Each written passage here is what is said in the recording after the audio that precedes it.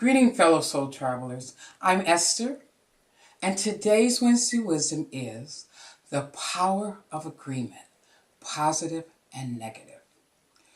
Where two or more come together in agreement, the force is in the midst, and it is done on the spiritual plane as well as on the physical plane.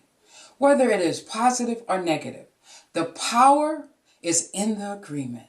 And it is that power that will turn thoughts into matter.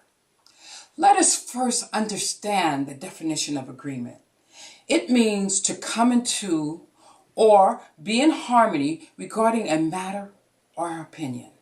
An agreement means that there is common ground between at least two people. Now, it could involve more, but there must be at least two.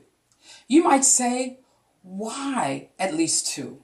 Well, most people have no problems agreeing with themselves. Most of the time, that's pretty easy.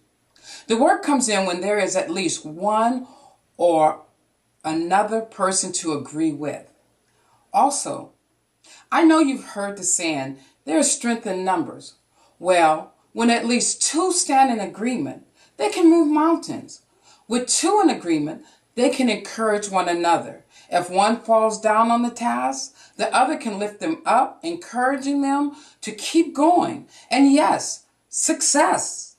The infinite intelligence adds power to complete that agreement. And when two or more work together in agreement, they will have a better return and are more likely to succeed. The power of agreement is overlooked most of the time because most people are not conscious that they are agreeing to a thing without saying a word. They agree by not making a conscious choice or by just being complicit. You may think, if I don't say yay or nay, then I have not agreed. But then you allow the action of the situation to move forward. Well, you have agreed by default because you didn't speak up. You permitted it to happen. There's this thing called implied consent, which means that if you are aware of something that is wrong or out of order, and for whatever reason you say or do nothing, therefore you are in agreement and give your consent, again, by default. So don't give your power away by being in agreement with something you're not truly committed to or that is harmful to you.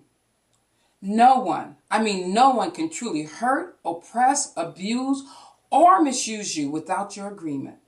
This may sound strange to some of you, but it is real talk.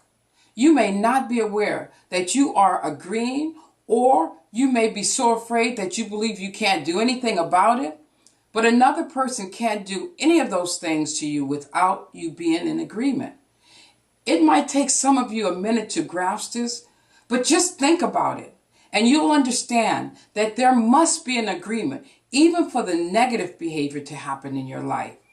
So just beware of who you are in agreement with and what you are agreeing to. How about that? Now, if you enjoyed this video, please leave a comment below and share it with your friends and family. Love and light.